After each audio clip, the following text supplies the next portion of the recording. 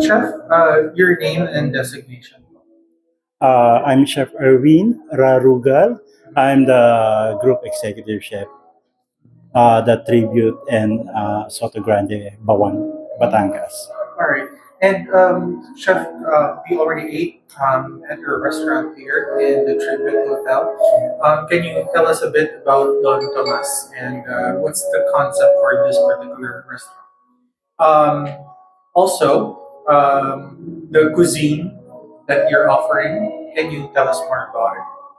Yes, actually, the concept of the restaurant is nakakuha ako ng inspirations is yung sa mga returning guests ko. So, yun yung iba't ibang nationality. So, may mga guests ako na from the Singapore, so I offer na ng mga steamed white chicken. Then also may mga nasi goreng. Then also we serve also ng mga pasta and pizza. So yun lang, we want lang din to get yung mga ibang restaurant kasi dito marami na actually. So kumuha lang ako ng mga para one stop shop lang din. Mm. So it's not like a particular cuisine lang. You're serving international dishes. Yes po. Actually, dun sa Batangas, meron dong yung isang restaurant namin doon, nag-o-offer naman kami ng medyo level up lang din na at sa Filipino Spanish yung yung datingan ng niya, ng cuisine niya. Then yun, dito naman concentrate lang naman kami kuha lang kami ng mga Asian flavor. And personal favorites of all the guests that you have. Yes po. Okay. Chef, also, I was trying to also understand yung lunch and dinner offerings ninyo. Is everything a la carte for lunch and dinner, and then the buffet will be for just breakfast? Is that how you're doing it today? Yes. For now, ganun po yung nangyayari.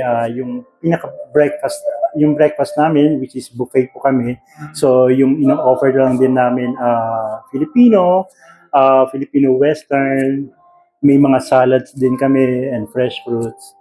Then, yung lunch and dinner namin, so, sa ngayon, we offer a la carte. Right.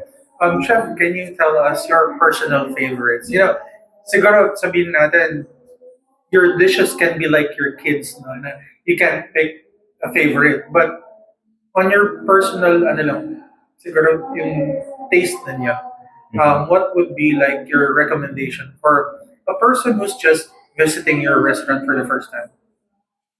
Ano lang, siguro yung isa sa mga dish na mga na favorite ko dito is yung braised pork. So it's parang Filipino Chinese. Mm-hmm. Dati rin kasi yung previous restaurant ko nag-concentrate ako ng Filipino Chinese na cuisine. So kumbaga parang isa rin yun sa mga talagang Pero before then also nag-handle din ako ng steakhouse. So isa din sa mga nami-miss ko rin yun yung mga pagkain na yun. Steak. Oo, kasi dati yung mga niluluto ko rin mga medyo prime, mga premium na beef. Pero ngayon one piece lang of each country na from Asia. Actually meron ding yung yung Korean kimchi. Yeah, salmon kimchi. So isa rin yun sa mga favorite. Chef, earlier, I tasted the braised pork and also yung beef tendon. Mm-hmm. These two dishes might have felt similar, but in your case, sir, iba yung sauce nung sa braised pork, iba din yung sauce ng beef ninyo. Is that something that you did on purpose? Yes. Kasi hindi ako nanawa because it's different, the flavors. Can you tell us more siguro dun sa dalawang dishes na yun? Maybe siguro lang yung beef and tendon, yung concept talaga noon is yung parang Filipino yung beef pares, pero in Chinese style. Okay. So parang ganun yung inano ko lang. And I also personally like the dessert that you offered. One of them is the ube langka mochi. Mhm. Can you tell us how you made that particular? Actually, meron ako talagang very special na pastry siya. So, siya talaga yung pinagtulungan namin i-create yung mga i-level up lang din yung mga Filipino na mga favorites. Especially yan, yung mga mochi, tapos hinaluan lang din namin ng something Filipino touch lang. Pero fresh din yung ginagawa namin mochi. I really. But I made the mistake of actually cutting the mochi. I should have had that in one go. Mhm. Mhm. Thank you, chef. Maybe you have questions. Hi, Chef. I'm asking kasi you mentioned that you miss cooking other dishes as well. Would there be a chance na you'll be adding more dishes in the menu soon?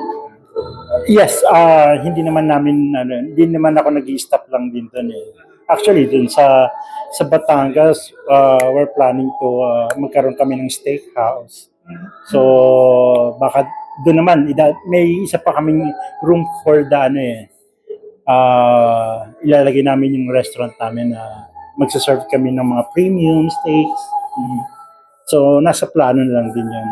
And are you also going to implement the same menu here, or just some of the items? Iba lang siguro. Invite our viewers Yeah. visit. Yeah. Visit. Please invite our viewers. To Dontamas. Yeah, inviting you guys, please come. Tikman nyo yung kung anong meron kami dito para ma-experience nyo. And yung mga staff din dito masasaya. And consider as family. So,